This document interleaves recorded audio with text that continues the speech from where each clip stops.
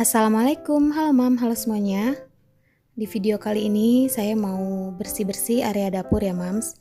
Ini ceritanya deep cleaning yang saya lakukan biasanya sebulan sekali, yaitu membersihkan semua laci-laci dan juga kabinet dan yang lain-lain. Pokoknya seputar area dapur ya Mams. Oke Mams, selamat menonton videonya. Semoga bermanfaat dan dapat menginspirasi untuk bersih-bersih area rumah ataupun dapur, dan juga untuk Mam dan teman-teman semua, kalau ada pertanyaan seputar dapur atau apapun seputar video-video saya, boleh tulis di kolom komentar. Insya Allah pertanyaan-pertanyaan yang bisa saya jawab akan saya jawab untuk video selanjutnya ya Mams. Dan juga tolong kasih ide saya, besok-besok saya bikin video apa enaknya. Oke Mams, selamat menonton video saya. Terima kasih, semoga bermanfaat.